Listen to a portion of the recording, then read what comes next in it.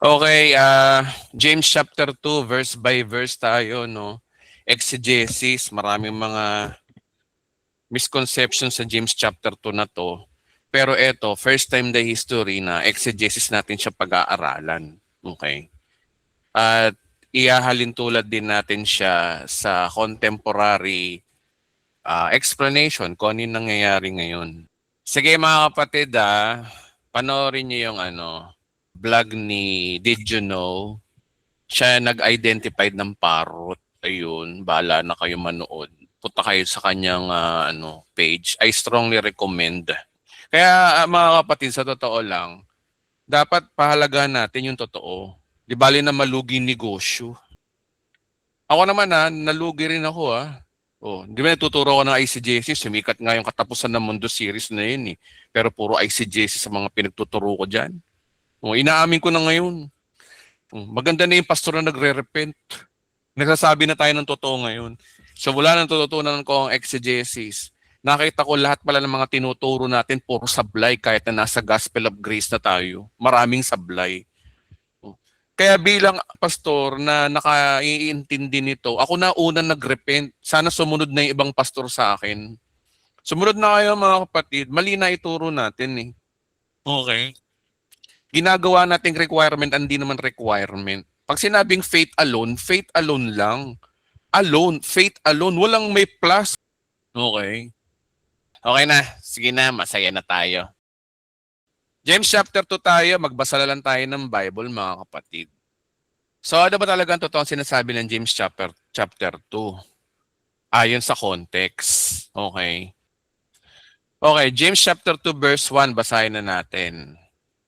Ano ba talaga ang totoong sinasabi nito? Kasi maraming mga nagsasabi na ang James chapter 2, sabi daw nila, yung mga kambing, ano daw to, yung patay daw ang pananampalatayang walang gawa, kaya walang gawa pag wala kang gawa, hindi ka rin maliligtas, kailangan mong gumawa. Sabi ng mga ng mga perverted gospel, mga kambing.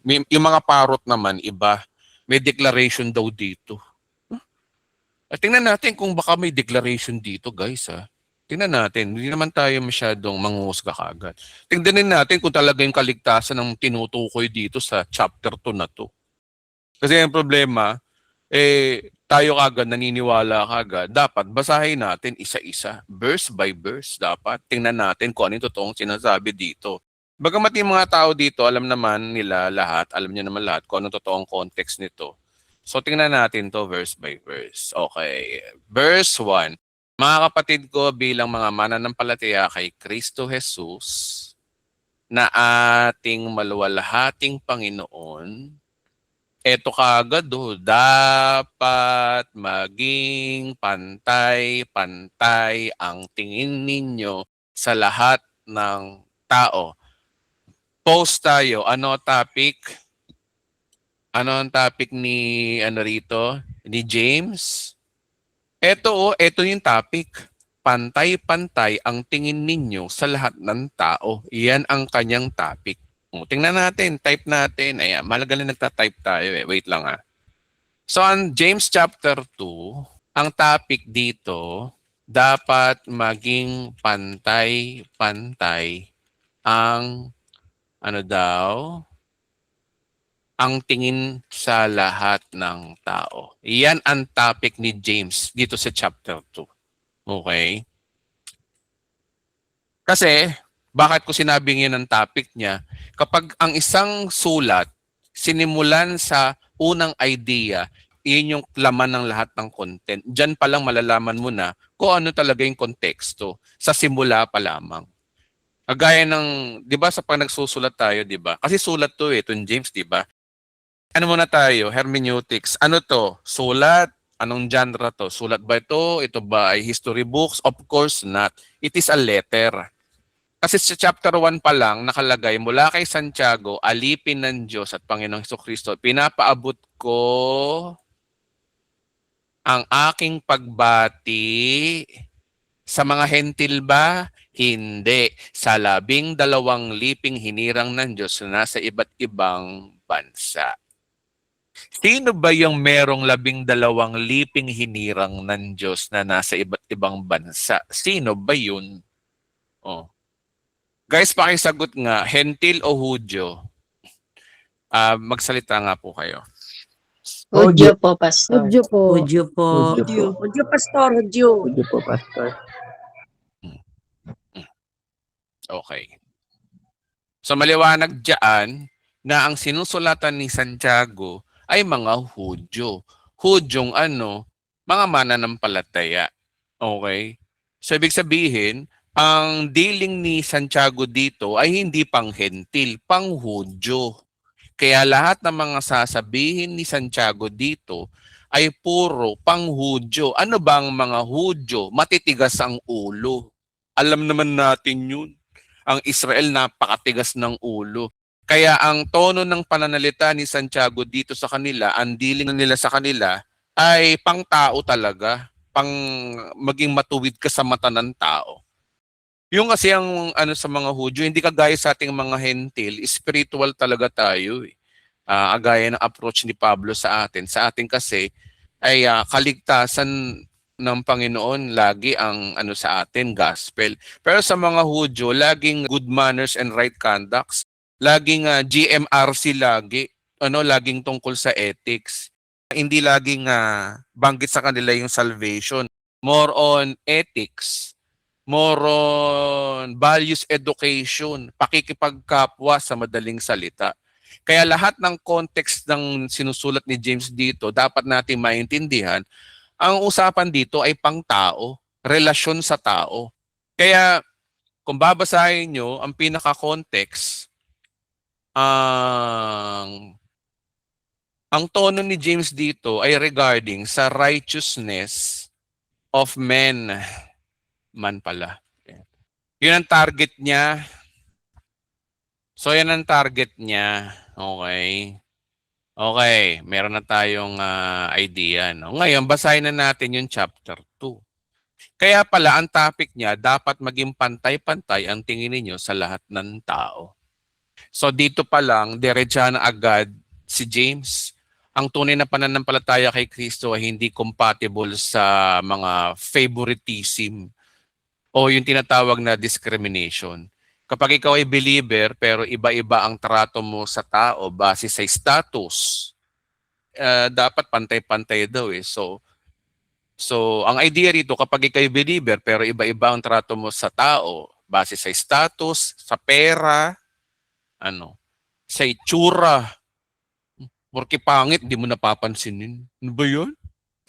Bakit maganda ka ba? Inahitan mo na nga yung kilay mo, mali pa, hindi pa pantay ang kilay mo, tapos nagsusungit ka sa simbahan. Di ba? Ba yun? Tapos kapag ginupitan yung kuko mo, lakas-lakas, anong dami-dami mong ingrown, ay naku po. Baho-baho pa ng paa mo. Bigla ka pa magiging choosy sa mga tao, no? Ayan. Influence. Kapag sikat, kapag hindi sikat, hindi papansinin. Kapag sikat, ay Diyos ko, todo makakamay. Kulang na lang 3 kamay yung magkaroon ka na ng tubuan ka na ng 4 na kamay para kamay mo yung tao. O kaya social class.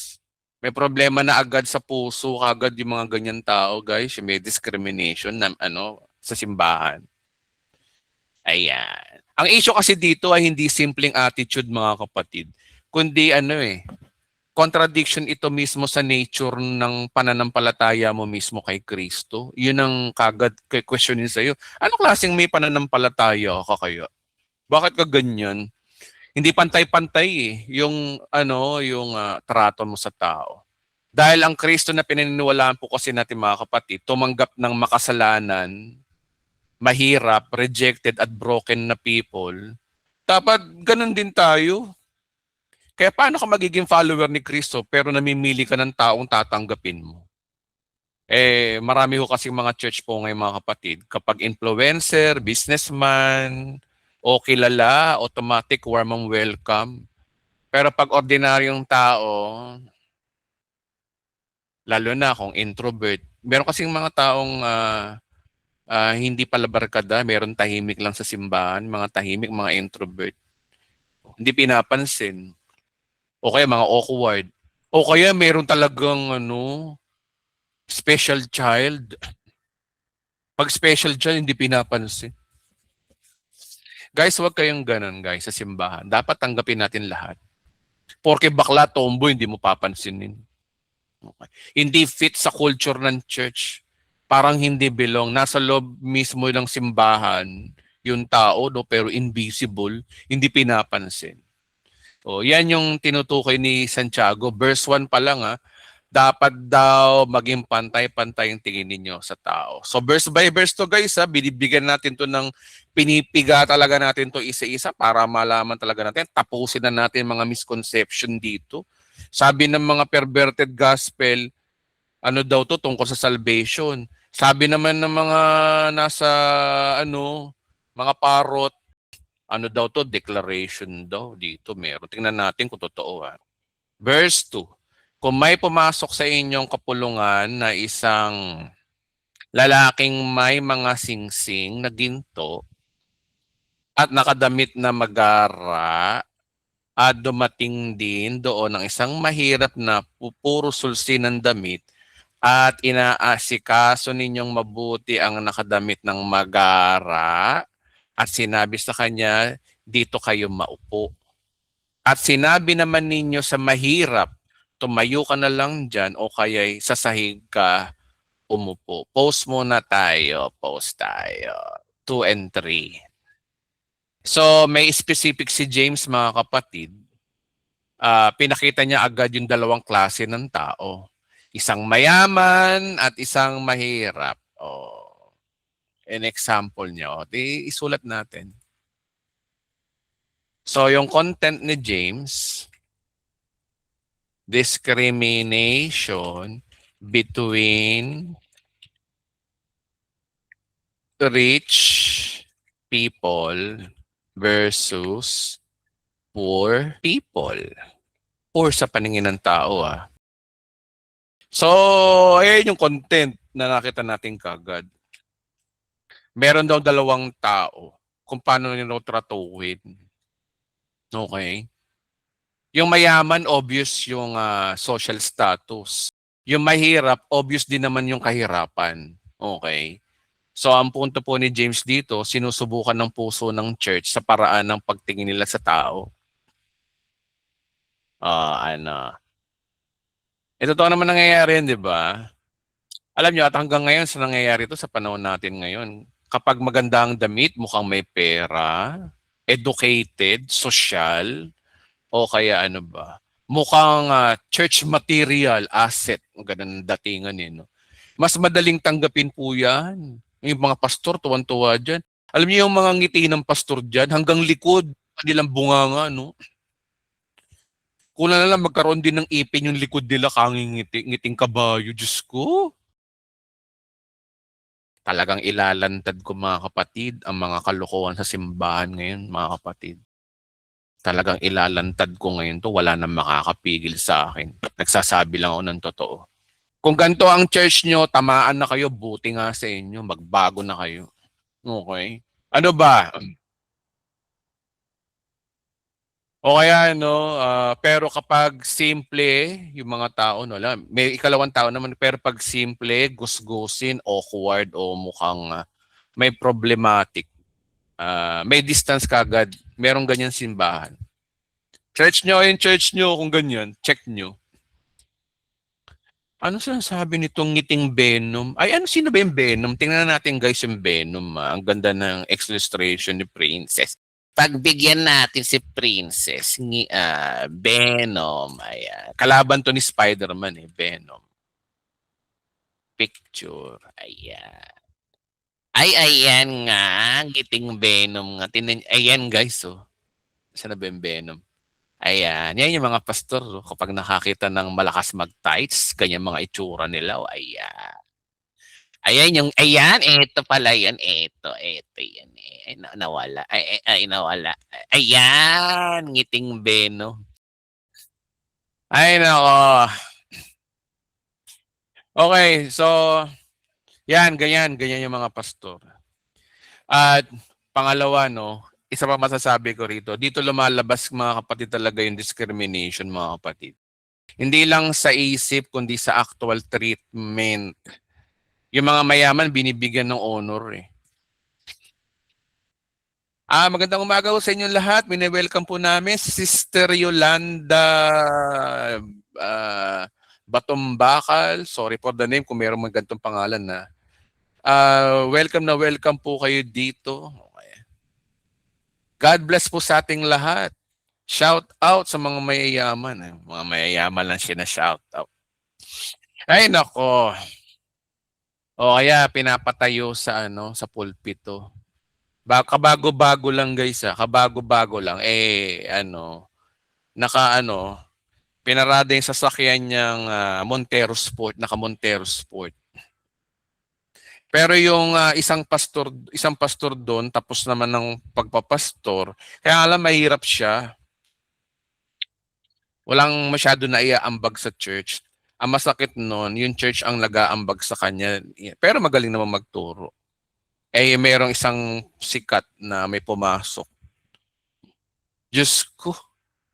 2 linggo pa lang pinatayo na yung naka Montero Sport na kulang na lang, kumuha ka na lang ng unan at pamaypay o kaya ventilador ka na lang habang nagpipreach siya, sarap matulog.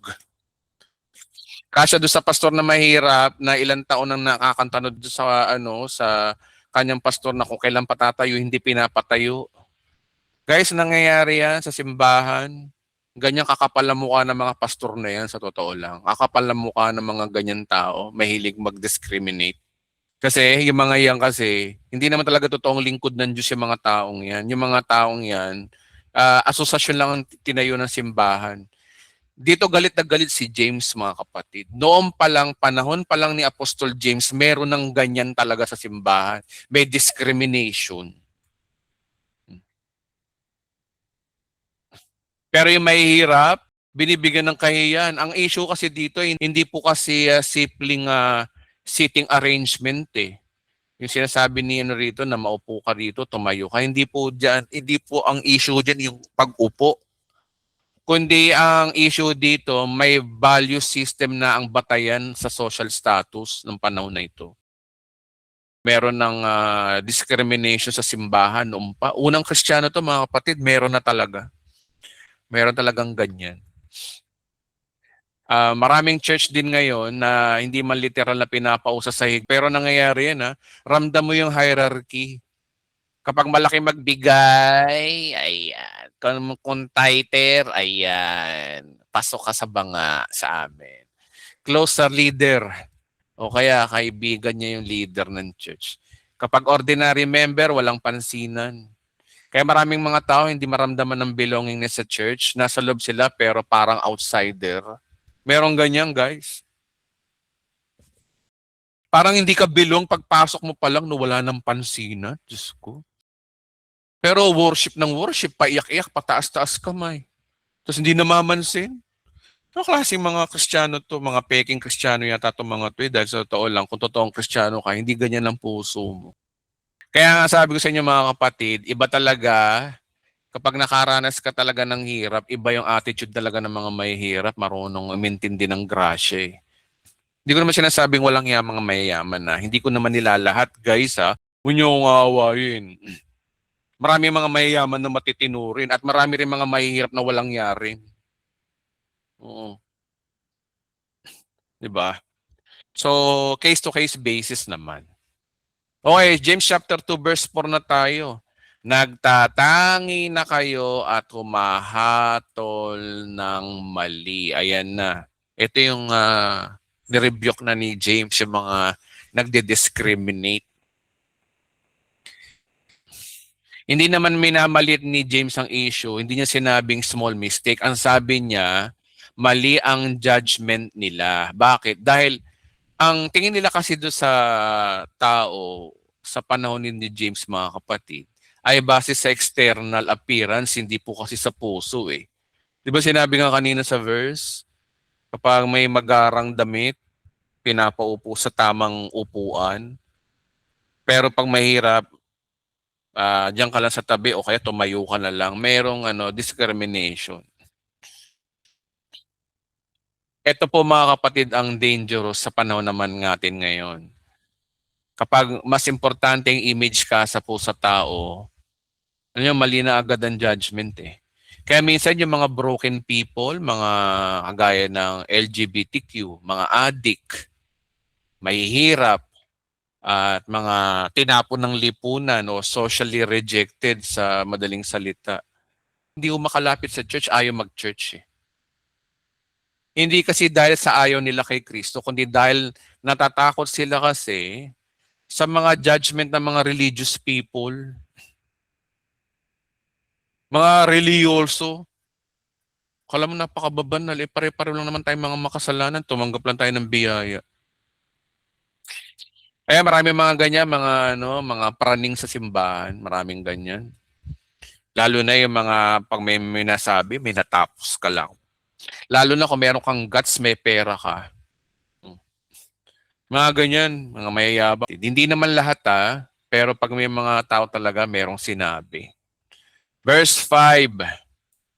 Mga kapatid, kung minamahal, tingnan ninyong mabuti. Hindi ba't ang pinili ng Diyos ay ang mga mahihirap sa mundong ito upang maging mayaman sa pananampalataya at maging kasama sa kahariang pinangako niya sa umiibig sa Kanya. So sarang sinasabi ni James dito na parang baliktad kasi ang sistema ho ng Diyos eh. Sa sistema ho ng tao. Yung mga taong mababa ang tingin sa mundo, sila pa yung madalas na bukas yung mga pananampalataya. Totoo naman mga kapatid eh. Karamihan sa mga mahihirap, hindi naman nilalato. Pero karamihan talaga sa mga mahihirap, madaling makaintindi ng grace. Maganda talaga ang asal. Karamihan na. Hindi ko sinasabing mayaman, walang iya. Karamihan lang, majority lang naman. Majority talaga ng mga mahihirap, marunong tumanggap ng kapakumbabaan. Hindi dahil sa banal ang mahirap, kundi dahil madalas ang mga mayayabang at self-sufficient ay hindi na kailangan ang Diyos sa tingin nila, yung mga ganong tao. Ang problema, yung church na dapat tumanggap sa rejected, sila pa minsan yung unang nagre-reject. Biro mo si Kristo makasalanan tinanggap. Si Sakeo, ano ba si Sakeo? Tax collector. Mga walang yang mga tao yan, mga mano yan, mga sanay sa bardagulan yan pagdating sa pera. Sino pa ba? Si Mateo, tax collector. Kasi nung araw kasi sa kanila, sa kultura ng mga Hudyo, pag sinabi tax collector, parang sa panahon natin ngayon, mga corrupt. Hindi ko naman nilalahat mga corrupt. Ayoko na magbanggit, baka mademanda ako mga kapatid. Wag na. O basta alam nyo na yun. Ganun din, di ba? Pero tinanggap ni Kristo yun. Alam nyo sinong kadalasan kalaban ni Kristo, yung inaaway ni Kristo? Yung mga religious people, yung mga biyasa sa Bible. Kasi si Kristo kasi nagtuturo ng grace. Pero itong mga pariseyon to, nagtuturo works. Kaya hanggang ngayon, wala pa rin humpay ang labanan ng grace sa works. Nagtuturo tayo ng grace talaga. Kinakalaban natin ng works, kaya marami tayong mga nakakalabang works, lalo na kami. Ako, isa na ako doon. Mga nagtuturo ng grace. Lagi may kalaban niya, mga nagtuturo ng works. Okay? Kaya sa ganun talaga ang mundo mga kapatid na dapat nating malaman. Verse 6 tayo. Verse 6, ngunit tinahamak ninyo ang mahihirap, hindi ba't ang mayayaman ay umaapi sa inyo at sila'y nagsasakdal sa inyo sa hukuman? So, diretso kagad yung accusation ni James. Walang sugar coating mga kapatid. Ang sabi niya diyan, 'di ba? Hinahamak ninyo ang mga mahihirap. Ang masakit nito sa panahon ni James kasi dahil ang church dapat ang safest place para sa mga broken people at rejected people. Pero minsan nagiging pinaka-judgmental pa itong mga hayop na to. Hayop talaga. Di ba? Yun ang nangyayari sa simbahan ni. Ibig na yung mga tao pumasok sa simbahan, lumalayo, pinapalayo. Tapos sasabihin nyo, pinipersecute kayo. Kayo ngayon numero unang judgmental, mga chismosa kayo, mga marites, iba dyan. Sa panahon natin ngayon, dapat ang simbahan ang pinaka-safest place. Minsan hindi. Yan pa yung... Kaya tiniyan, di ba napapansin? Pag ang simbahan judgment, puro ganito ang mga ugali ng mga tao sa church. Judgmental, hypocrisy, ano ba? Toxic people. Di nyo ba napapansin, imbis na Sunday kayo magsisimba, nagiging burden sa inyo, nagiging mabigat. Naku, aatin na naman ako sa church, makikita ko na naman si pastor. Ay, naku, aatin na naman ako ng linggo. Boring na naman ang turo doon, nakakaantok na naman tuturo doon. Naku po, 2 oras na naman, magugutom na naman po kami. Ay, naku po, makikita ko na naman si sister, ngingitian na ng pokrito, napaka-toxic nun, ganyan. Ay, naku po, ito na naman po, ang mga ano na naman po yung song leader namin na wala sa tono, asintonado. Ay, nakita na naman to yung pastora namin. Pastora namin na perfectionist. O ano nangyari? Ganyan po yung nangyayari sa church ngayon, mga kapatid. Tama si James. 34 AD, sinulat na meron talagang ganito sa church. Simbahan. Kaya mga nakikinig sa akin dito sa YouTube, tingnan nyo yung church nyo, baka ganito. Parinig nyo sa pastor nyo yung gantong turo. Pagbago na kayo. Dapat ang tao, puntahan, simbahan, hindi. Minsan yung simbahan, siya pa yung nagiging mga ahas eh. Okay? Verse 7. Hindi ba't sila rin ang lumalait sa marangal sa pangalang ibinigay sa inyo ng Diyos? So, ang totoo niyan, ang mga ini-impress sila rin yung madalas yung walang respeto kay Kristo.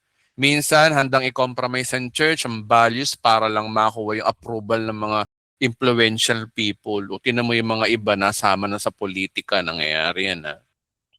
Verse 8, mabuti ang inyong ginagawa kung tinutupad ninyo ang utos ng kaharian ng Diyos ayon sa kasulatan, ibigin mong yung kapwa gaya ng iyong sarili. So, dito pinapakita ni James na ang tunay na issue, yung issue rito, yung love.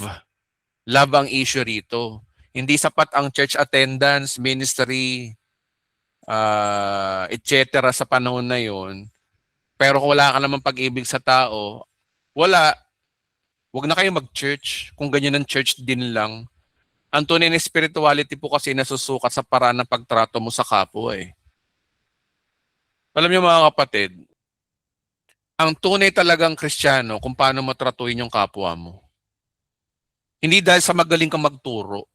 Wala sa galing sa pagtuturo ah. Wala rin galing sa ministry. Wala rin sa dami ng yung ministry, no? Daming ang lalaki ng ministry mo. Kahit ba pagpastoran mo ang buong Pilipinas, kung wala kang pag-ibig, nonsense ka, sabi ni Santiago, ayun. No? Yun ang eksaktong sinasabi rito, exegetically. Ayon sa exegesis, pinag-aaralan natin. Kaya batin ng verse 9, ngunit kung nagtatangi kayo ng tao, kayo'y nagkakasala at batay sa kautusan, dapat kayong parusahan. Boom! Sinabi na mismo ni James, discrimination is a sin. Ayan, lagay natin. Kasalanan pala sa Diyos yan.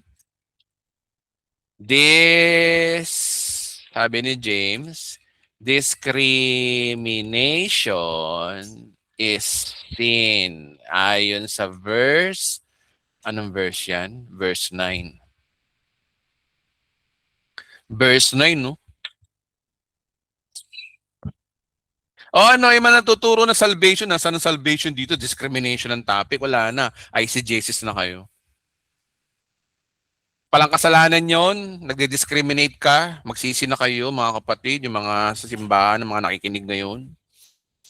Lalo na yung mga pastor na kumukuti-kutitap ang mata sa mga mayayaman at malakas mag-tights. Lalo na yung mga nasa abroad, inaalagaan. Pero yung sarili mong bakuran, hindi mo inaalagaan. Come and go ang mga tao sa simbahan nyo. Aalis, may papalit. Aalis, may papalit. Wala, nag-ano lang, parang roller coaster lang yung simbahan nyo. Come and go yung tao, imbis na lumago. Kayo-kayo rin. Mm. Kaya yung proud na church sa doctrine pero may discriminatory sa tao, tinatamaan sa chapter na ito. Totoo lang. Galing-galing mo sa teaching, no? Galing-galing ng mga teaching mo. Pero walang yaka sa tao. Ano ka? Sabi di ba ni Christ, by their fruit thou shall know them. Ayan. Verse 10, ang lumalabag sa isa kahit tumutupad sa iba pang mga utos, lumalabag sa buong kautusan. Mga kapatid, binabanggit ni James ang kautusan dito kasi nga, kagaya ng sinabi ko sa inyo kanina at pinag-aralan natin kanina, ang audience dito mga Hudyo, kaya binabanggit ang kautusan. Dito pa lang, maging ano na tayo, mag-rightly divide na rin tayo, i-consider din natin na hindi rin tayong kinakausap dito. Pero kunin natin dito yung lesson. Gaya niya, sulat to. Yung kautusan hindi sa atin. Huwag natin kunin yan. Ang kunin natin dito yung ano yung natututunan natin, di ba? Ganun po yung pag-aaral po ng salita ng Diyos. Di ba, nag-example nga ako sa inyo dati, gumawa ako ng sulat. Sulat ni Princess kay ano, pangalan nun. Basta, Marvin ba yun? Ayun. Tapos binasa ni Harold yung sulat ni Princess kay Marvin. Ang kinuha lang niya, ni Harold, yung mga tungkol sa Diyos. Pero yung sa mga, yung sabi ni Princess na hawak ko ang beat, sumayaw ka ng ganun, o kaya bumili ka ng bagong sa Malabon. Hindi yun. Si Marvin lang gagawa nun, hindi si Harold. Ganun din sa atin. Binanggit dito ang kautusan, hindi atin to. Kaya wag na natin kunin na tayo nakikikautusan din. Pero tinan niyo yung point dito sapagkat ang Diyos na nagsasabing huwag kang mangangalunya ay siya ring nagsasabing huwag kang papatay. Kung hindi ka man nangangalunya, ngunit pumapatay ka man, nilalabag mo ang kautusan. So sa kanila, mga Hudyo, huwag niyo pagmalakihin yung gawa. Okay. Binabasag kasi ni James sa mga Hudyo yung self-righteous mindset nila. Hindi ka pwedeng magmukhang banal habang nang panguhusga ka naman. Hindi pwedeng feeling righteous habang malamig ang puso mo sa tao. Ang point po kasi ni James, hindi ka pwedeng pumili lang ng acceptable sins, kumbaga. Yung ibang church, grabe makatingin sa sexual sins, pero normal lang sa kanila yung discrimination, pride, favoritism, at pagiging walang awa. Kumakahusga sila sa mga, kahit tayo dapat malaswa. Huwag kayong magsuot ng mga damit na ganito, malaswa, nagkakasala ang inyong kapatid. Pero nagdi-discriminate. O ano pagkakaiba nun?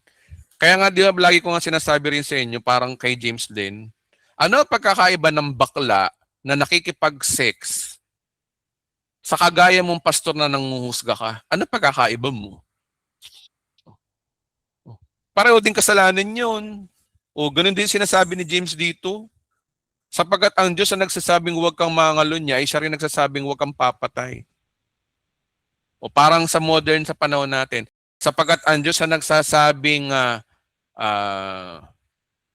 huwag kang maging bakla, ay siya rin nagsasabi na huwag kang manguhusga. Pero yung pastor galit na galit sa mga bakla, pero siya nanguhusga. Ano pagkakaiba nyo? Pareho lang kayo makasalanan. Big idea, walang malaki, walang malit na kasalanan, lahat kasalanan. Nilabag mo na rin ang buong kautusan. Ayon kay James, sa kanila to pero ganun yung idea. Verse 12, kaya't mag-ingat kayo sa inyong pagkilos at pananalita sapagkat hahatulan kayo ng Diyos sa kautusan nagpapalaya sa inyo. May accountability pa rin ng mga believers sa paraan ng pagtrato po sa tao. Hindi excuse ang sa grace ng pagiging barubal, mapangmata, at walang pakialam sa kapwa. Hindi excuse yun. Okay? Verse 13, walang awang hahatulan ng Diyos ang di marunong maawa. Ngunit ang maawain ay walang dapat ikatakot sa oras ng paghatol. So maliwanag sa verse na to na maraming tao ang gusto ang grace para sa sarili nila pero walang grace sa iba. Kapag sila nagkamali, gusto nila understanding. Pero kapag ibang tao, cancel agad. So, ganito ring idea, tinatamaan dito yung hypocrisy sa simbahan eh. Sa totoo lang. So, ano na, perverted gospel. Walang sinasabi dito ng salvation. Baka tingnan natin, baka may salvation. O yung mga parot naman, baka tingnan natin, baka may declaration dito. Tingnan natin. Ayan. Verse 14. Mga kapatid, ano ang mapapala ng isang taong sabihin niyang siya'y may pananampalataya, ngunit hindi naman niya pinapatunayan sa gawa? Maliligtas ba siya sa ganong uri ng pananampalataya? Ayan na, ito na yung verse. Ito yung madalas gamitin laban sa faith alone. Pero yung titingnan natin to by context, ang pinag-uusapan ni James dito, hindi kung paano maligtas. Ano ba ang pinag-uusapan dito? Discrimination. Oh, kaya hindi tungkol sa salvation to. Hindi ito paano maligtas. Ang context mula verse 1 hanggang verse 13 ay treatment sa kapwa. Kaya ang tanong ni James, anong silbi ng faith mo kung wala kang actual concern sa tao? So, ang tanong ni James dito, ganito yan. Ang sinasabi dito ni James, anong silbi ng faith mo kung wala kang actual concern sa tao? Yan ang sinasabi rito ni James, hindi yung kaligtasan. Maliligtas ba siya sa ganong uri ng pananampalataya? Ibig sabihin, kine-question ni James dito na, totoo bang ligtas tong mga tao? Ligtas ba talaga kayo? Kasi mga hindi ligtas, hindi ganyan ang ugali eh. That is exactly what the meaning of this phrase. Maliligtas ba siya ng ganong uri ng pananampalataya? Hindi sinasabing literal na kaligtasan ng salvation ng pinag-uusapan dito. Kine-question ni James, anong klase kayo? Mga ligtas ba talaga kayo? Kasi tinatanong kasi ni James, mga Kristyano ba kayo? Born again ba kayo? Parang ganun sa panahon natin, di ba? Okay. Halimbawa, may isang kapatid na wala maisuot, makain. Kung sabihin niyo sa kanya, patnubayang kanawa ng Diyos, magbihis at magpakabusog, ngunit hindi niyo naman siya binibigyan ng kailangan, may mabuti ba itong maidudulot sa kanya o sa iyo? So, practical problem itong mga kapatid. Hindi ito theological debate. Gutom yung tao. Walang damit. Real life suffering to guys. Kasi tinan nyo, no, dito kasi binabasag ni James yung puro God bless. Puro I'll pray for you. Parang ganun sa panahon natin. Sabihin mo na lang na kapatid, mahal ka namin dito sa Panginoon. Tingnan natin yung gagawin ng Diyos kung ano yung magagawa niya. Ako may mo lang magagawa pero isang bagay lang masasabi ko, tara, gawa natin ng paraan. Ganun dapat ang pastor. Hindi yung wala kang gagawin. Puro ka pray-pray. O ganun yung nangyayari dito.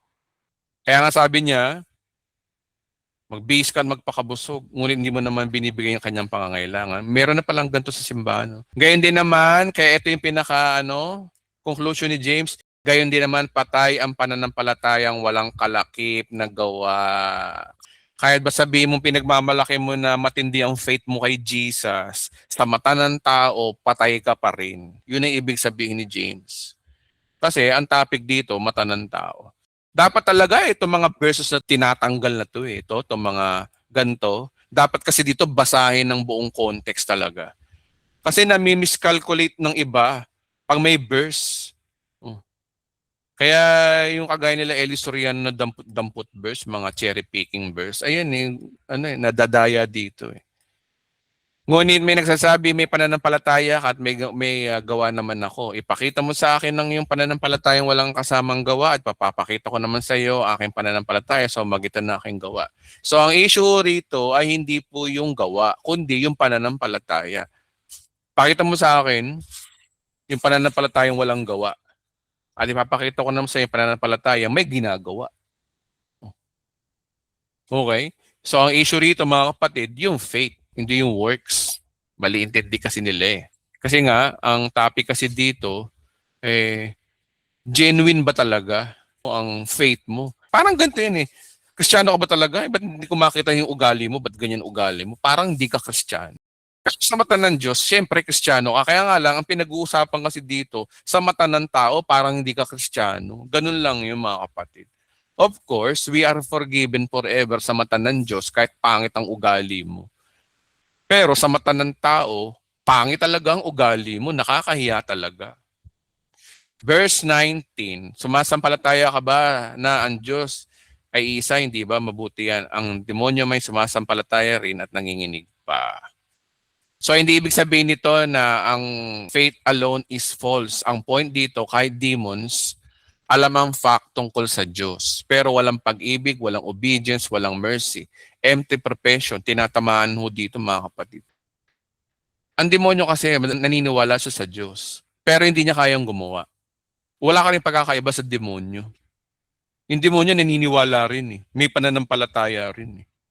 Pero hindi makita sa gawa, hindi makita sa ugali. So ibig sabihin mga kapatid, pang-iinsulto to sa mga taong ang daming-daming alam sa Bible, ang daming alam sa mga faith about Bible versus doctrine. Pero pag pangit ang ugali, para ka rin palang demonyo. Ayan. That is exactly what James said. Para kang demonyo, may faith lang sa Diyos, hindi makita yung magandang ugali sa iyo. So ano ibig sabihin ni James dito? Yung mga tao daw na may discrimination sa church, mga demonyo pala. That is exactly what James said. Gamitin nyo lang yung utak nyo mga kapatid. Yun eksaktong sinasabi. Kasi yung mga tao nagde-discriminate, yan daw yung mga walang gawa. Sa context na to pero may faith sila. O ganun din daw yung demonyo. May faith din pero walang gawa. So ano pagkakaiba mo sa demonyo? Ganun din sinasabi ni James dito.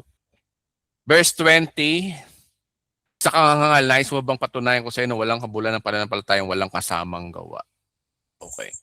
Meaning useless yung practical Christian life, hindi sinasabing fake agad. Ang issue rito kasi mga kapatid yung impact nito. No?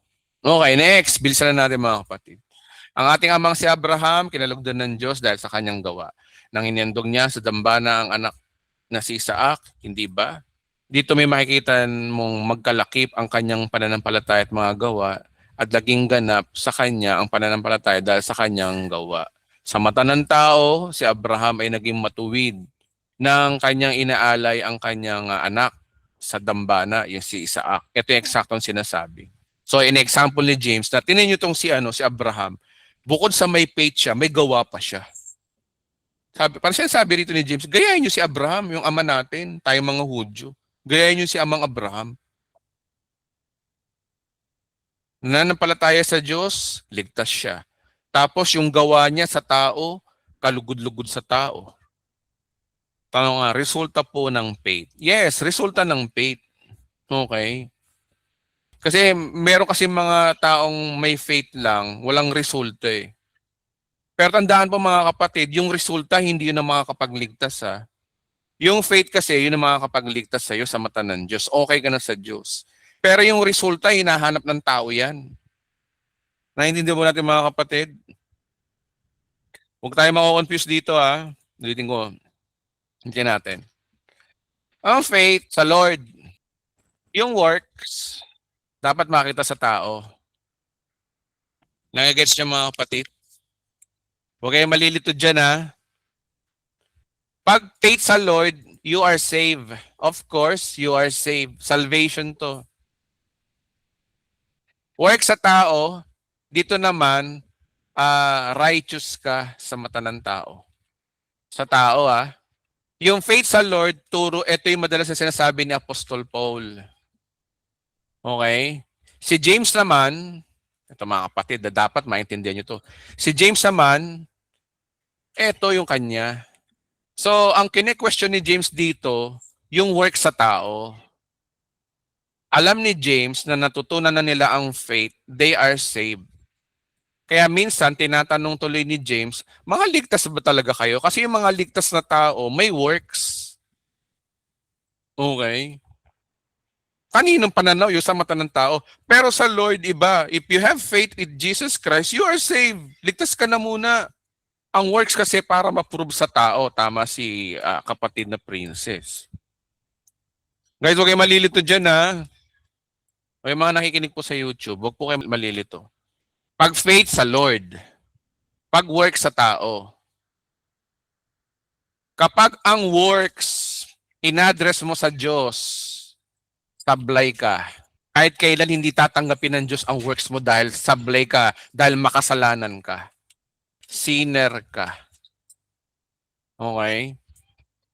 Kaya ang paraan para sa Diyos ay maging okay ka, kailangan mo ng faith. Kanino? Kay Christ. Kasi si Christ ay may finished work. At yung work ni Christ ang magbibigay ng kaluguran sa Diyos para sa iyo. Naiintindihan po ba natin mga kapatid? Huwag kayong malilito dyan ha. Tagal ko nang tinuturo to, kailangan kong ulitin kasi nakasalalay dito ang Christian living nyo. That is exactly what the Bible says. Exegesis tayo ha. Kaya nga, kapag sa Diyos, nilagyan mo ng works, ito yung binabati ko. Lalo-lalo na kung declaration. Declaration is works. Kaya ako binabati ko sa declaration kasi works yan. Hindi mo pwedeng dalhin sa Diyos yan para ma-please mo ang Diyos. Paalalahanan mo ang Diyos, baka nakakalimutan niya na. Biro mo nagkakarito ka. Baka nagkakarito? Ba't ka declare? Bakit? Nakalimutan ba ng Diyos na karito ka? Di naman ah. Hindi mo siya dapat paalalahanan. Kaya mga kapatid, gigil ako sa declaration na to kasi nga etong declaration is a works. Ano ba yung itsura ng mga works o yung mga good works? Oh, good works. Religion. Ay yung mga good works yun. Ano ba? Lahat ng mga religious sa acts. Pag pinagmalaki mo yan, pag yan ay nilagay mo sa Diyos, sablay ka. Kaya dapat ang good works sa tao. Yan ang tinuturo ni James.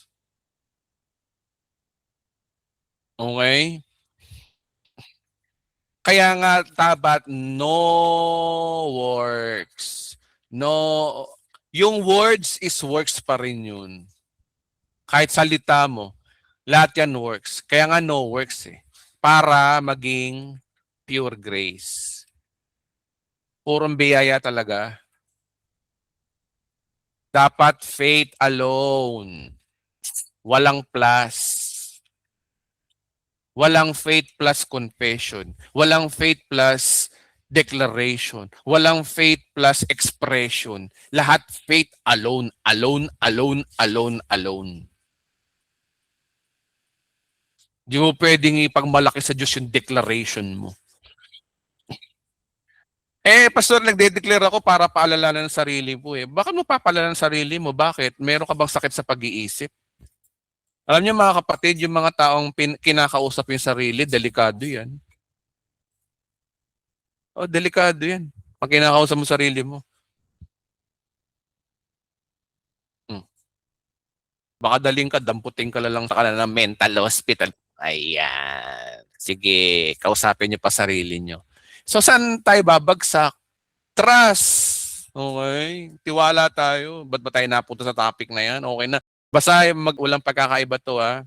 Kaya ano rito. Para naintindihan natin si James. Si James ang pinag-uusapan work sa tao. Okay? Okay. Okay. So sama natin sa note natin yan. Faith sa Lord, save. Si Pablo may sulat. Work sa tao, righteous. Kay James. Okay. Next nating notes mamaya. O si Abraham, kinalugdan ng Diyos dahil sa kanyang mga gawa. Tandaan, Genesis chapter 15 pa lang, justified na si Abraham before God. Bago pa mag-Genesis chapter 22. Kaya malinaw na hindi siya naligtas dahil sa gawa. Yung sinabi ng Diyos sa kanya na siya ay matuwid, Genesis chapter 15 yun, sa mata ng Diyos. Hindi pa niya inahihandog si Isaac nun Pero sa mata ng Diyos, matuwid na siya. Yun yung context. So, ang pagiging matuwid ni Abraham dito ay hindi yung inop si Isaac. Kasi noon pa lang, matuwid na si Abraham. Genesis chapter 15 pa lang. Pagdating ng Genesis chapter 22, yung inialay niya na si Isaac. Oh. Yun ang binabanggit ni James dito. Okay? Oh. So yun ang binabanggit O, yung iba na ako confused dito. Ayan si Abraham naging matuwid sa mata ng Diyos nung inialay niya si Isaac. Mali. Matuwid na siya bago niya na inialay si Isaac. Naging matuwid lang siya nung inialay niya si Isaac ayon sa mata ng tao. So huwag tayo malilito mga kapatid. Natupad ang sinasabi sa kasulatan, si Abraham ay sumampalataya sa Diyos at dahil dito siya itinuring ng Diyos bilang taong matuwid. At siya tinawag na kaibigan ng Diyos. Diyan yung makikita na tinuturing na matuwid ng isang tao dahil sa kanyang mga gawa at hindi dahil sa kanyang mga pananampalataya lamang. O ganun din si Rahab. Si Rahab, ang babaeng bayaran, ay pinatuloy niya ang mga espiya sa daan. Ang haba mga kapatid. Okay, verse 26, patay ang katawang walang espiritu, gayon din naman patay ang pananampalatayang walang gawa. O alam na natin na ang faith without action is dead is all about not salvation, discrimination. At walang declaration dito. Diyos ko, meron nagturo na may declaration daw dito. Naku, Panginoon ko, patawarin. Ay, si Jessis. Ay, nako, palusot.com member. Puro kay palusot. Manong tanggapin nyo na ng mali na ituro nyo. Inaamin ko, nagkamali ako ng turo ng araw. Nagturo rin ako ng declaration. Mas malala pa nga ako sa kanila kung tutusin, guys, di ba? Di ba lagi kong tinuturo yan? Makapangyarihan ng dila natin. Meron pa akong turo, di ba, dati na Kotodama. Mga Hapon din naniniwala dyan eh. Tapos sinasabi ko pa sa inyo, naglalagay pa ako ng barya dyan sa pintuan ko. This is my expression of faith. Pero ngayon, kinokontra ko na yon. Kasi bakit? Hindi nang tinuturo ng gospel. Wala masama ako mag-repent kayo. Mag-repent na kayo mga kapatid. Yung mga nagtuturo dyan ng mga ICJCs. Panahon na. Nais ko kayong dalhin dun. Kung meron mga tinatamaan sa mga tinuturo ko ngayon, ang unang tinatamaan dito, yung turo ko dati, ako mismo. Okay, pasensya na napahaba mga kapatid. Sorry mga kapatid. Sige, palakpakan natin si Lord. Palakpakan natin. Pwede na magsalita. Ang mga taong gusto magtanong, sige lang, go ahead. Pwede na kayo magtanong. How Park, go ahead. Magsalita ka kapatid. Ano yung tatanong mo? Magandang gabi sa inyo, no? Opo. Pastor Edwin, may tanong po ako about sa buhay. Halimbawa po, yung mga nangyayari, may mga taong mababa ang tingin sa'yo. Meron kang karelasyon, naglolo ko. Ito po ba'y kalooban ng Diyos?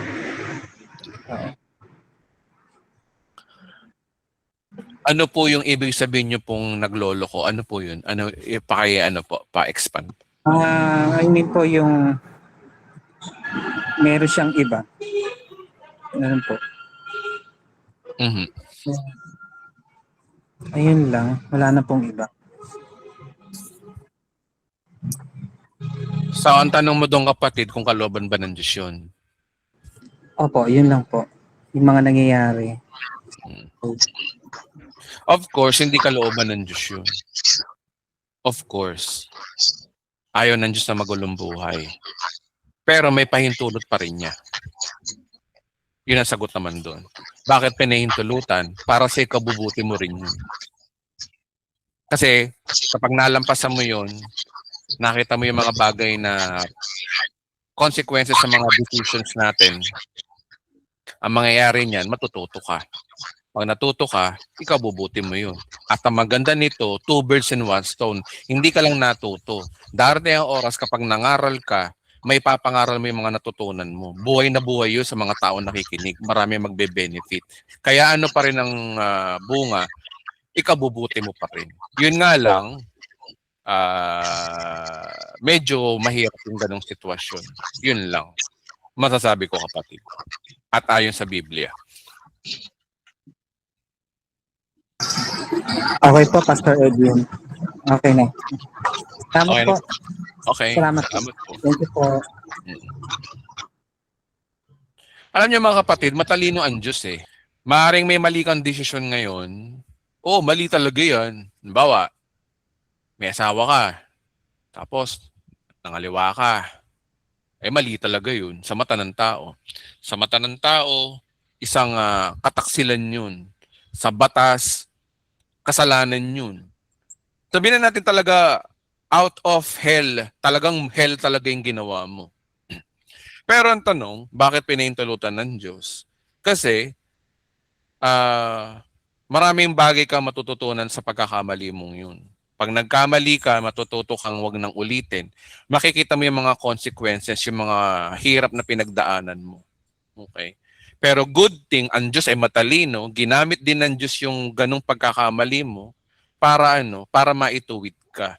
Ngayon, kapag halimbawa dumating yung oras na napagtagumpay mo yun, nalampasan mo na yung panahon na yun, gumaling na ang tamang panahon, dumating yung oras na tawagin ka ng Diyos sa pagtuturo sa pangangaral. Pag pinangaral mo yun, ang gandang pakinggan sa mga taong makikinig. At marami masisave sa mga taong dahil sa patotoo mong yun. So, ibig sabihin ang Diyos, out of chaos, kahit na nagkakamali tayo ng desisyon, ginagamit pa rin ng Diyos yung mga mali nating desisyon para mapabuti pa rin tayo. Kaya nga lang, ang problema niyan ikaw. Kailangan mo po bang pagdaanan yun para matuto? O pwede mo naman matuto ka na rin sa experience ng ibang tao? Bakit kailangan mo pang pagdaanan yun? Yun nga lang ang problema. Pero, damage has been done, wala na tayong magagawa. Yun lang yun. So, ibig sabihin mga kapatid, sana dumating din yung oras na wag na nating hayaan ma-experience pa yung mga bagay na pagkakamali ng ibang tao sa buhay natin. Wag na nating gawin. Wag na nating hayaan ma-experience pa para lang matuto tayo. Piliin pa rin nating matuto kahit hindi natin naranasan. Yun ang big idea ron mga kapatid. So, salamat sa ideyang yun. Pastor, may Sige po, tanong na ako. po yung iba. Sige May po, tanong Bubble po ako. Torres. Sige po, go ahead po. Tanong ko po yung, ano po pinagkaiba po ng espiritu sa kaluluwa po? Espiritu at kaluluwa. Opo. Sagutin kita kapatid. Sabi dito, naway lubusan kayong gawing banal ng Diyos na siyang nagbibigay ng kapayapaan at naway panatiliin niyang walang kapintasan ng buo ninyong katauhan, ang espiritu, kaluluwa at katawan hanggang sa pagparito ng ating Panginoong Hesukristo. So marami nalilito dito kasi minsan ginagamit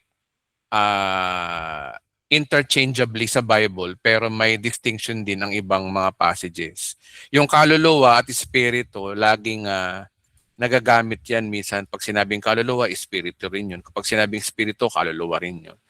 So marami nagkakaroon ng problema. Ngayon, sa verse na to, dito natin makikita na mayroong espiritu, kaluluwa at katawan, tatlo siya. So hindi lang dalawang bahagi, kundi tatlo ang binabang.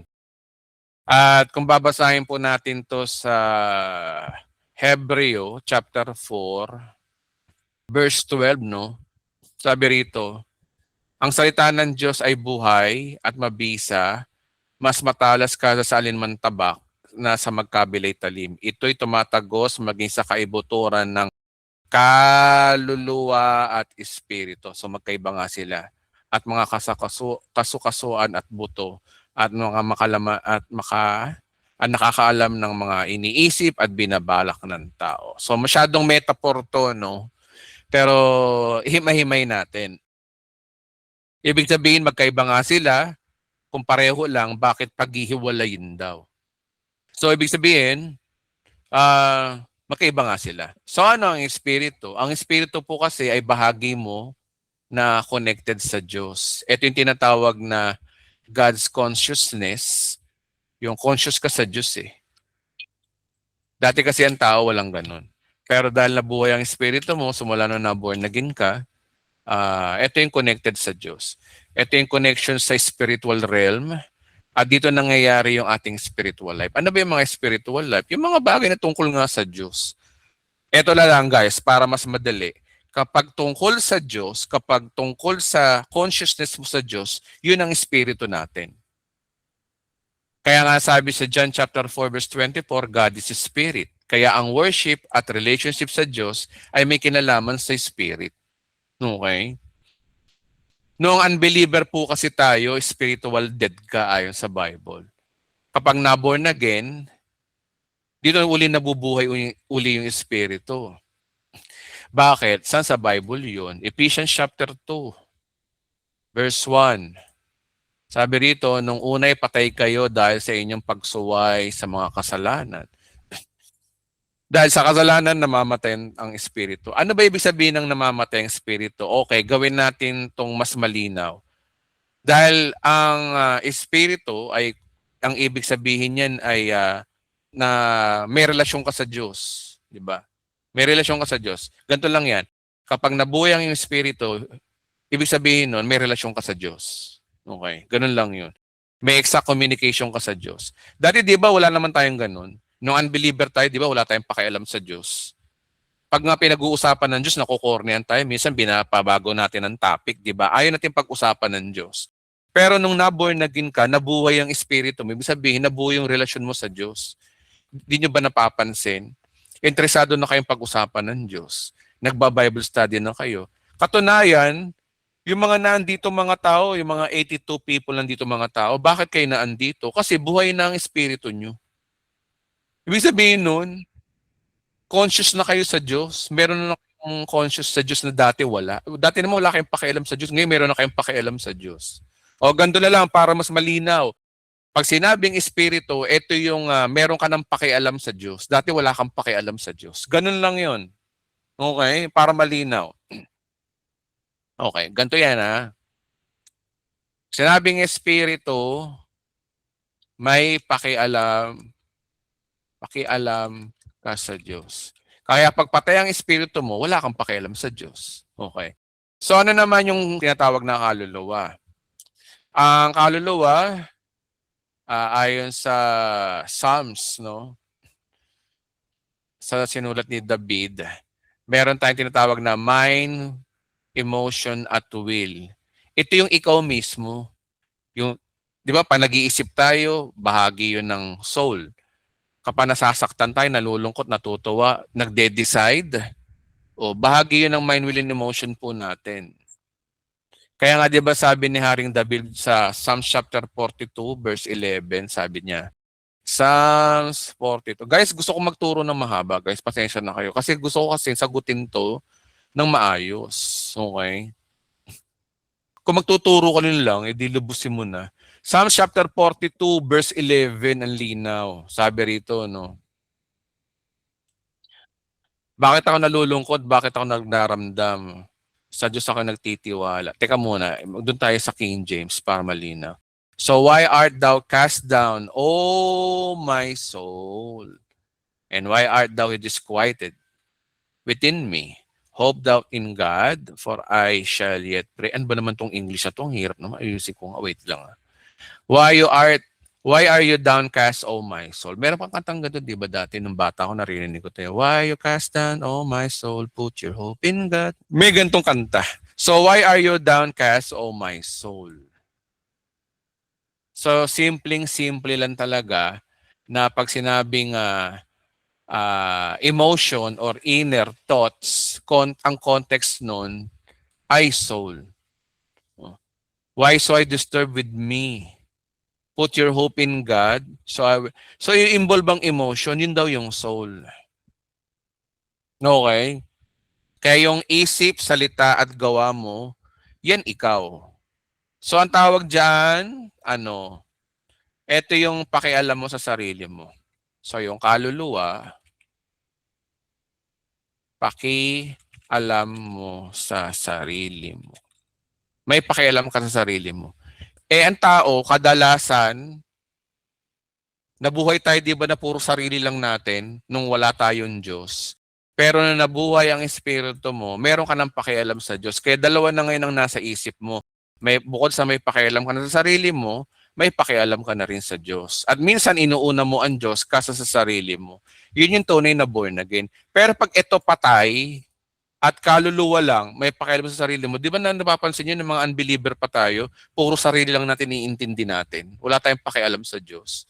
So, ibig sabihin, patay ang espiritu mo. Pero pag born again ka na, buhay ng espiritu mo. Ano naman yung body? O body, alam na po natin to. Ito yung may tinatawag na sa science na merong 5 senses. Ito yung tinatawag na world consciousness. Ayan. Ewan ko kung tama yung spelling ko, pakicorrect na lang. Okay?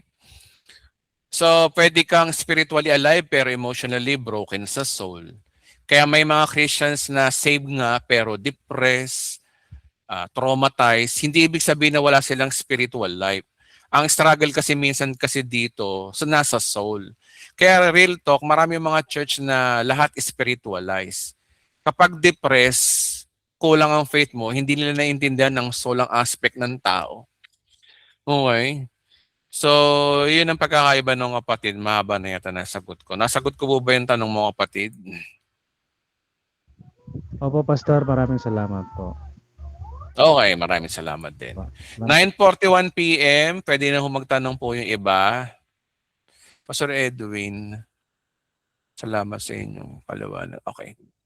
Pastor, nung hindi pa patay ang espiritu ng unang tao, nakikita nila ang Diyos. Pastor, nung hindi patay ang espiritu ng unang tao, nakikita nila ang Diyos. Oo. Syempre, oo. Kasi bago bumagsak ang unang tao sa kasalanan, mga kapatid, may direct fellowship sila sa Diyos. Hindi pa spiritually dead, kaya walang separation. Actually nga, di ba nakalagay nga sa Genesis 3:18, sa Genesis nung naglalakad ang Diyos sa hardin. So makikita mo, normal ang presence ng Diyos sa kanila noon.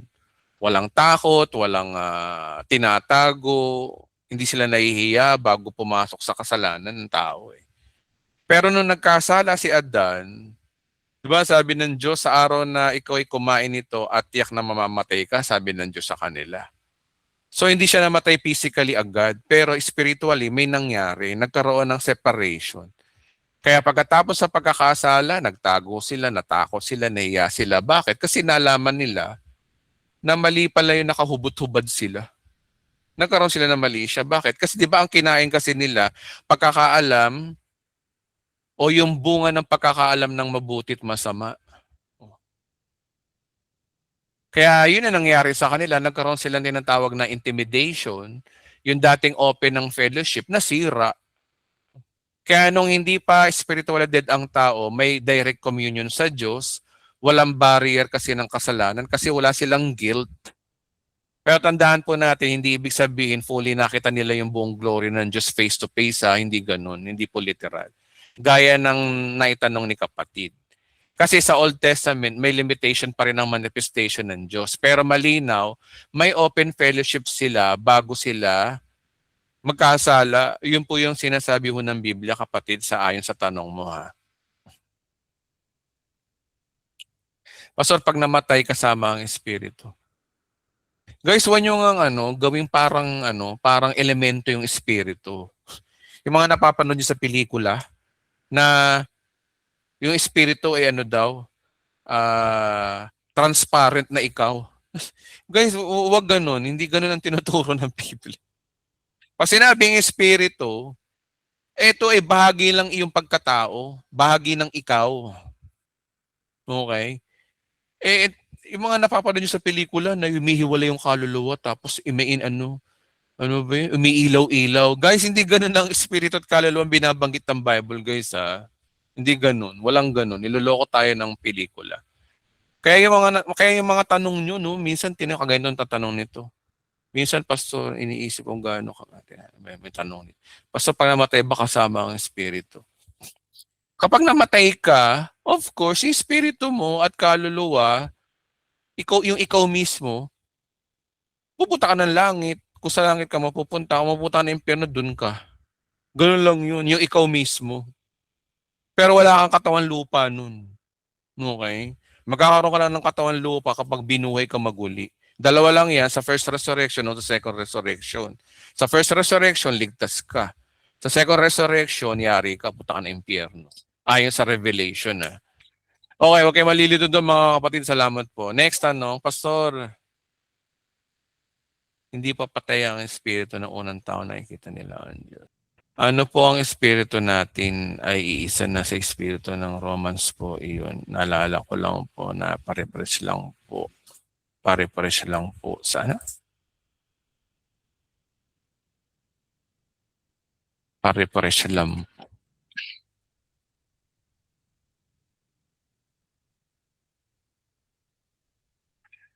So, may tanong dito na si Lorraine Pixon. Ano po ang spirit ano po kaya espiritu natin ay isa na sa espiritu na nasa Romans po iyon. Naalala ko lang po, pare-fresh lang sa isip ko lang po. Alam ko na nakalagay yan sa Romans chapter 8 yata yan. Wait lang Romans chapter 8. Verse 15 lang yata yung 15. Sapagkat ibinigay sa inyo espiritu upang kayo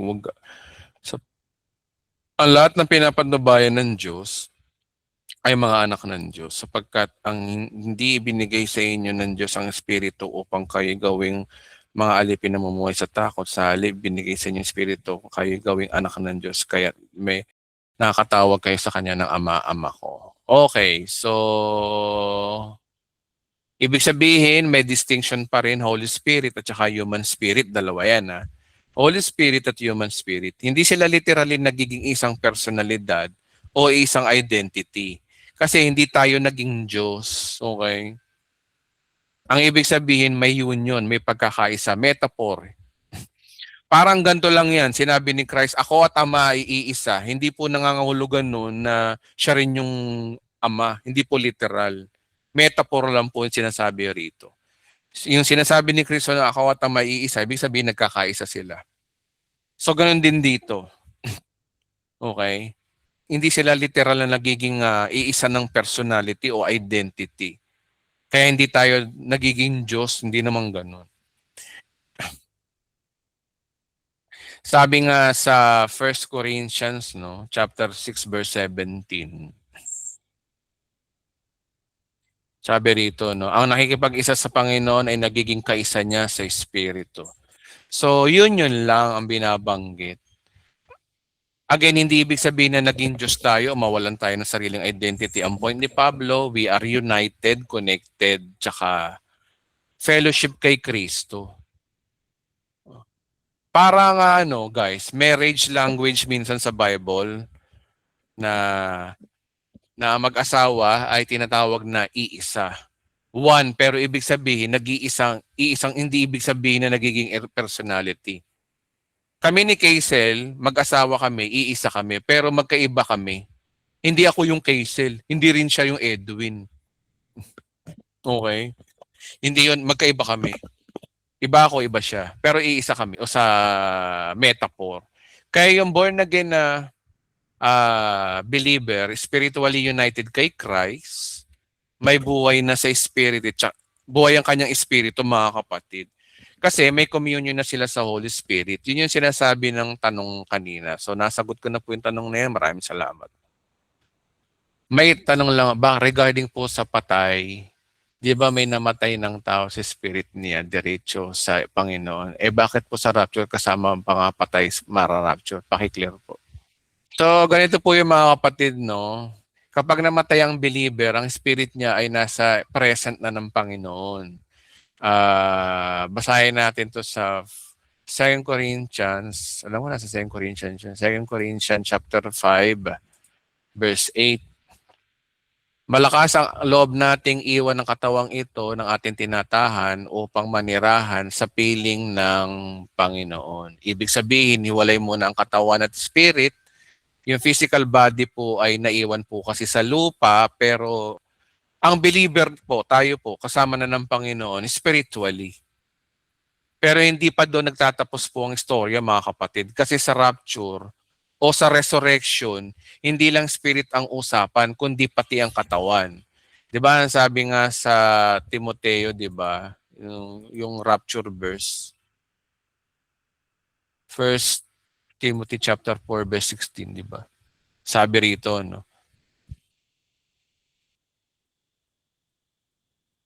Thessalonian pala, mali. Ayan. Ayan kasi, Pastor. Panay kasi laro ng Mobile Legend. First Thessalonians 4:16.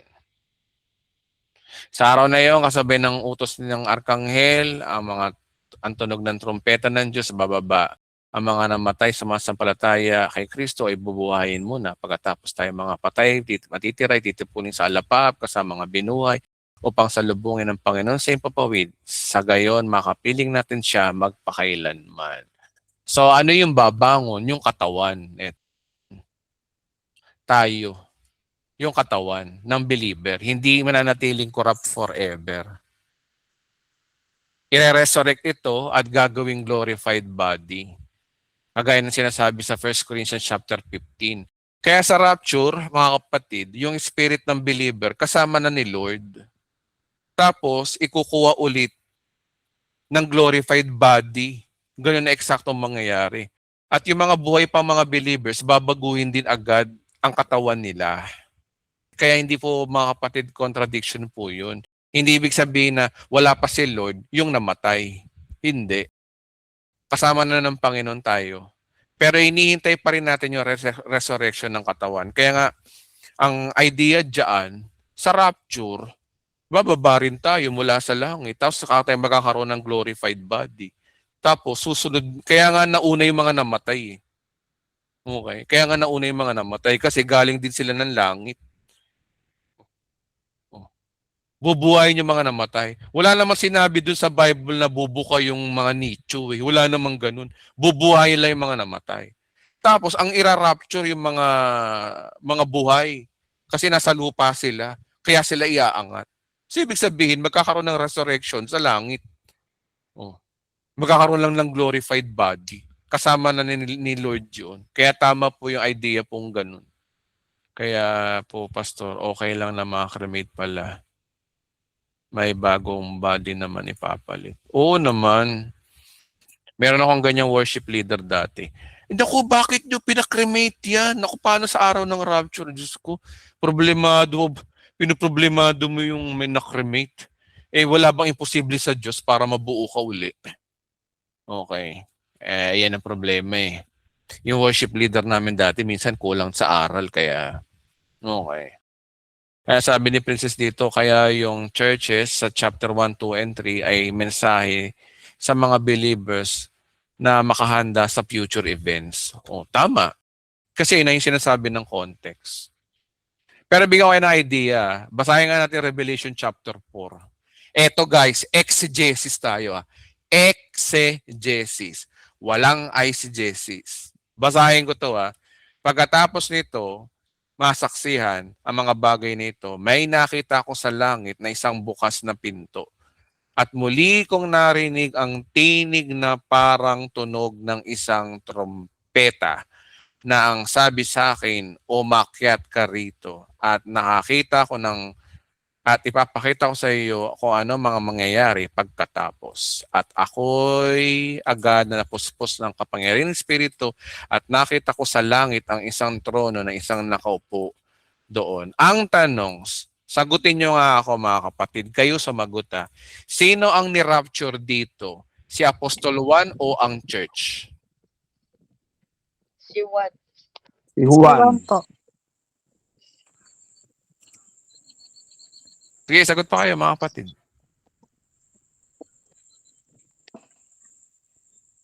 Okay, so understood si Juan. Nasaan ang rapture dyan? Dyan pa lang yari na. Ay, si Jesus na kayo pag sinabi mong rapture ng church yan. Kita nyo? Kaya mga kapatid, mag-aral tayo ng Revelation series, babanggitin natin yan. Binigyan ko lang kayo ng idea. Kayo rin ang sumagot. Ayokong sagutin yan. Yung sagot nyo, yun yung sagot nyo dun. Yun ang sagot dyan. So yun lamang po mga kapatid. Ang rapture ay nahatak si Juan, pinaakyat. Pinaakyat lang. Sinabi bang rapture dyan? Wala May sinabi ba dyan church, rapture? Wala. So tinan nyo mga kapatid, kung anong sinabi ng Biblia, doon lang tayo. Yun ang exegesis. Ang eisegesis, nagpapatunay na si Juan, pinaranas sa kanya yung rapture rapture, sumisimbolo sa panahon na yan na tayo mararapture din. Wala na, eisegesis ka na, tutoy. Eisegesis ka na, hindi yan ang sinasabi ng Biblia. So, yun lamang po ang sasagot ko dyan. Binigyan ko na kayo ng idea. So, next na tayo. Pag sinabi mong si Juan ang church, eisegesis ka na rin. Diba? Okay, mga kapatid, magtanong na nga kayo. Huwag nyo na akong daanin sa chat. Sige, magsalita na yung gusto magsalita. Dali, meron pa tayong 15 minutes. Kailan ang rapture? Hindi ko alam. Pastor, kanina kasi sa GC, nag-usap kami about sa OSAS. Kasi di ba ang OSAS, once save, always save. Na kahit yung taong believer na yon nagkasala, ligtas siya. So, meron kaming twist, Pastor, na what if yung believer na yon, pagpalagay natin, totoong believer siya. Tapos sa panahon ng tribulation, wala siyang idea doon na kailangan doon ay hindi ka magpatatak. Pero ang nangyari sa taong yon, nagpatatak Hello, Ate siya. Princess. Pero Hello, ang Ate Princess, wait lang. Hello, Ate Princess. Pwedeng pakiulit-uli yung tanong. Nawala ako kanina. Pakiulit-uli. Go ahead po. Sige. Di ba, Pastor, ang topic kasi namin sa GC kanina, OSAS. Di ba, ang OSAS, once save, always save. So, ang idea ng OSAS, di ba, pag ang believer, nagkasala siya, wherein, bangga naman talaga siya sa sinabi ni Paul na, tawag nun, hindi tayo hatulan, di ba? There is no condemnation in Christ Jesus. So, what if yung believer na yun, Pastor, wala siyang idea o hindi siya nag-aral ng end times. So what if, Pastor, yung believer na yun, Pastor, tinake advantage na yung OSAS sa pagpapatatak ng AC wherein ang reason niya is gutom siya. Diba? Kasi pag ang gutom ka, wala kang tatak, hindi ka makakakain. So, yun yung rason niya. So, ang isip naman ng believer na to, sabi niya, sa isip-isip niya lang na, total, lahat naman ng kasalanan na magagawa ko, ligtas naman ako. Wherein wala siyang idea na, yung palang kasalanan na ginawa niya ay pagpapatatak, yung pala yung dahilan na maimpyerno siya kasi malinaw naman talaga na ang lahat ng sumamba o nagpatatak, wala nang kaligtasan yun. What if, Pastor, gagamitin niya yun sa ganong idea? Kasi marami talaga sa atin ngayon na makitid yung utak, makitid mag-isip ba? Parang Grace, ginagawa nilang lisensya to sin more. Ganon din ang OSAS, ginagawa din nilang lisensya to sin more. Ngayon, pag nag-usapan namin sa GC, paano naging applicable sa tao ang OSAS kung ang tao kung magpatatak siya? Yung ganong idea ba? Kasi di ba marami talaga, tulad ng OSAS, di ba marami naman talagang gumagawa ng mga believer na ginagawa nilang lisensya yun to sin more. So what if yung sin pala na ginawa nila, sumamba at nagpatatak, wherein ang sa puso nila is, maintindihan naman ng Panginoon kasi gutom ako. Pero wala silang idea na dapat meron talagang faithfulness. Bakit may kailangan gawin na faithfulness? Unless na lang, hindi sila true believer. Pero ini-insist nila na believer sila. Parang ganun. Kasi nga, ang totoo niyan, doon tayo sa sinasabi ng Biblia, pag dumating na yung halimaw, at meron ng tatakan, obviously na yun, at merong demand at napufulfill na yung prophecy, ang usapan doon, hindi ka maliligtas kapag nagpatatak ka. Tsaka pangatlo, kapatid, sa panahon na yun, kaya ang tao nagpapatatak, kailangan nilang i-deny si Christ. Kailangan nilang, kasi ang liwanag kasi doon sinamba nila ang halimaw. Ibig sabihin, voluntary talaga nilang desisyon talaga nila na sumamba doon sa halimaw. So hindi ka naman sasamba sa halimaw kung hindi mo kailangan na magpatatak. Part yun ng worship. Pero di ba, Pastor, bilang Kristiyano, kailangan di ba din sa isang bawat mananampalataya na aralin din yung end times. Kasi di ba doon ang end times mismo ang magiging way mo kung paano ka to magiging matatag. Kasi kung hanggang salvation ka lang, hanggang spiritual, paano mo ihanda yung physical mo wherein nandito ka pa sa mundo? So parang yun lang yung naano ko, yung parang yung disadvantage lang sa mga taong may hangganan lang na hanggang salvation lang sila spiritual. Wherein yung mga nag-aaral naman ng end times, tinutuligsa nila, pero hindi nila alam na yun pala yung magiging way na i-prepare din yung sarili nila physically. So what if 'di ba na ganun, handa siya spiritual pero wala siyang knowledge na kailangan pala meron talagang faithfulness. So, Depende yun, kapatid. Kasi meron naman kasing tao doon. Remember, nasa grace period pa rin yung panahon na yan. Walang binabanggit na nagbago ang gospel. Ang panahon na yan, grace period pa rin yan. So, ibig sabihin, kung grace, may alam ka o wala, meron kang alam sa eschatology o hindi, as long na hindi mo dinideny si Christ sa iyong buhay, you are still saved. Ganun lang yung kapatid. So, may advantage talaga kapag alam mo yung eschatology. Kaya nga lang kasi, ang problema, kapag hindi mo alam ang eschatology at dumating yung panahon na yon, prone ka sa deception. Prone ka, mababago ang faith mo ron. Yun lang ang delikado ron. Pero walang kinalaman, syempre alam naman natin, walang kinalaman ng salvation sa pagkakaalam mo sa eschatology. Unfair naman yun. Remember, we are saved pa rin through faith. Yung mga nagpatatak na yan, walang faith sa Panginoon yan, kaya sila mapupunta na impyerno. Same as unbeliever.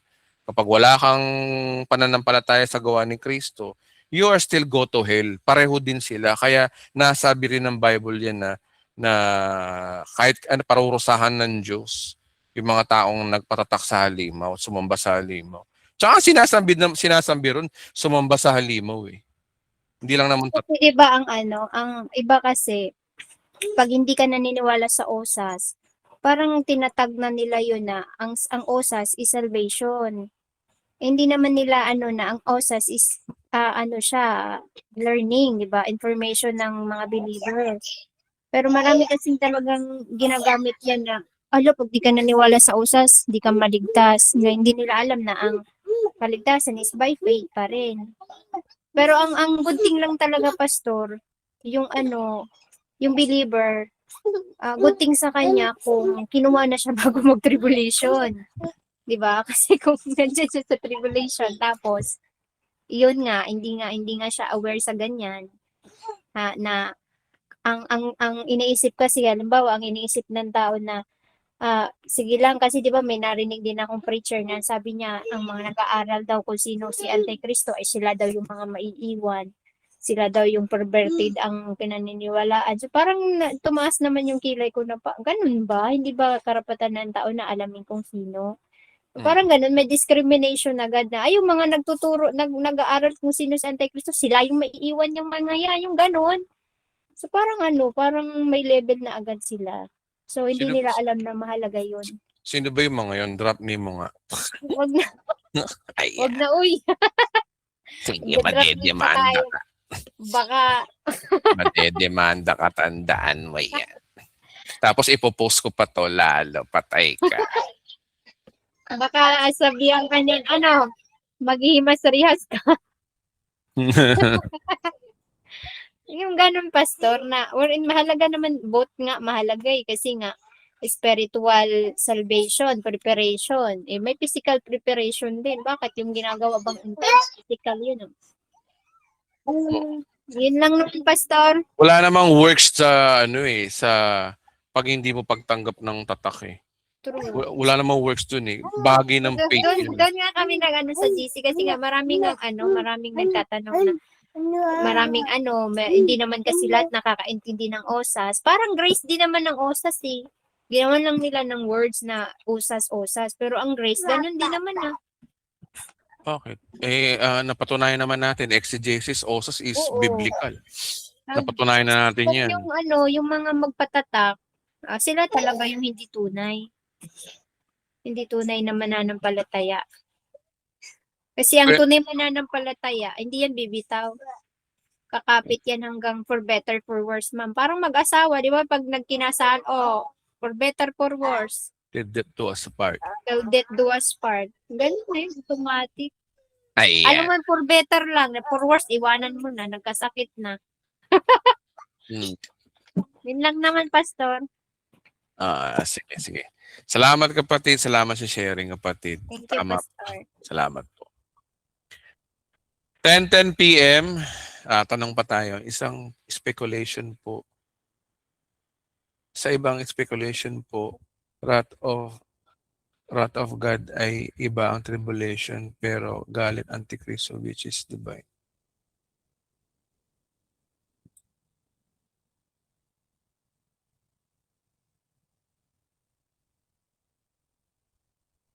Teka lang kapatid So may tanong dito, sa ibang speculation po, wrath of God ay iba po sa tribulation period. Galit ng Antichrist which is divine passive will ni God. Yes po, yan po yung posisyon ng iba, lalo na sa mga pre-wrath at mga ibang post-trib views. Ang distinction nila, ang tribulation, persecution ng Antichrist at mundo laban sa believers. Yung wrath of God naman, ito yung direct judgment mismo ng Diyos. Kaya sinasabi nila na hindi raw lahat ng tribulation ay wrath of God, ay wrath of God. Kasi kahit noon pa, believers already experience tribulation. Wherein sinabi ni Christ yan, di ba? Na in this world you shall have tribulation. Sinabi sa John. Tama rin naman na may concept na may divine passive will, meaning pinapayagan ng Diyos pero hindi siya directly na gumagawa ng evil. Kasi pero ang malaking debate diyan, ang revelation kasi kapag tumatagal, parang naghahalo na ang wrath ng tao, wrath ni Satan, tsaka wrath ng Diyos. Kasi yung seals, trumpet at bowls, connected po kasi sila mga kapatid. Halimbawa, Revelation chapter 6, yung lamb mismo ang nagbukas ng seal, yung kordero. Kaya ang tanong ng pre-trib side, kung si Kristo magbubukas ng judgment, paano magiging purely wrath of man lang yun? O sige nga, sagutin nyo nga yung mga eschatology rito. At yung dagdag pa nga rito, Revelation chapter 6, verse 16 to 17, the wrath of the Lamb and the great day of His wrath has come, in-announce doon. Ito na simula ng pot ng Diyos. Kaya doon umiinit po yung mga debate po dyan eh. Kaya real talk, walang perfect tamang system, mga kapatid. Lahat ng views, lahat may butas talaga. Lahat ng mga eschatological positions. Ang importante lang dito mga kapatid, humility, context, hindi yung pagiging cultic sa sarili mong timeline. Hindi yung nagbibigay ka ng tag sa tao. Kayo kasi mga weak kayo, hindi kayo naniniwala sa view namin. Okay. Kaya tama po kapatid, yung sagot mo. Okay po, Pastor, kaya po non-dogmatic po ako. Okay, tama. Hindi lang naman ikaw ang non-dogmatic, kami din naman. Okay? So, pag-uusapan pa po natin yan. Guys, huwag niyo muna akong tanong sa eschatology. Masisira yung aking vlog. Ayan. Malalaman niyo kagad yung mga... Panoorin niyo na lang yung vlog ko, ha? Okay. 10:13 p.m. Sige, okay na to. Mga kapatid, maraming salamat po. Palakpakan po natin si Lord. Palakpakan lang natin siya. So tuloy pa rin ang ating Sunday service tuwing Sunday broadcast. Mapapanood yung ang vlog na ito sa Sunday, this coming Sunday ng umaga. At sa gabi meron tayong topic uli, okay? Tapos yung sa Bulacan po, patuloy ang ating Revelation Studies po ron, exegesis. Sayang, yung iba hindi makakapunta, sayang. Part 2 na po. So, nandun na kami sa panahon na nakikita na namin yung nasa kalagitnaan na kami ng Revelation. So, inaalam pa namin doon kung saan yung rapture eh. Kasi, alin ba talagang tamang view? Post-trib, mid-trib, pre-wrath, o pre-trib? Doon magkakaalaman sa Bulacan, mga kapatid. Sayang. Sana makapunta yung iba. Kung may pagkakataon, kung kaya. Kung loloobin ng Diyos, makapunta kayo, loobin nawa. So yun lamang po, ako po si Pastor Edwin, nandito lang po ako, nagmamahal sa inyo. Mga kapatid, yung mga nakikinig sa akin sa YouTube, huwag kayong magagalit sa akin. Ganito ako magsalita. Vlogger ako eh. Hindi lang ako pastor. Kaya yung salita ko maangas, tsaka talagang matapang po talaga ako. Nais ko pong ipahayag ang gospel of grace na may katapangan. Kasi mahabang panahon na ho tayong nagiging bulag sa mga bagay na hindi totoo. Patuloy po tayong dinadalisay po ng Panginoon sa pag-aaral. Hindi rin po ako perpektong pastor, nagkakamali rin po ako. Katunayan nga, kitang-kita nyo kung paano ako nagkamali. May mali akong turo ng araw na kinokorek ko ngayon. Kaya yung mga tinatamaan sa mga turo ko, hindi kayo nag-iisa. Ako rin tinatamaan sa turo ko. Kaya pareho lang tayong tinuturuan. Kasi hindi naman turo to ng hindi ko naman turo ni Pastor Edwin to, turo ng Panginoon to eh. Binabasa ko lang sa inyo yung Biblia. Exegesis na nga ginagawa natin eh. Kaya yung mga tinatamaan dyan, huwag kayong mag-alala, karamay nyo ako kasi ako rin tinatamaan din dito. Marami rin akong exegesis teaching. So maraming salamat po. Magandang gabi sa ating lahat. Good night. Good night po, Salamat. Pastor. Salamat po. Salamat, Pastor. Salamat mga kapatid. Good night po. Salamat, Pastor. Good night. Salamat. Good night. Maraming salamat din po sa lahat. So maraming salamat po. I love you po. See you next Sunday.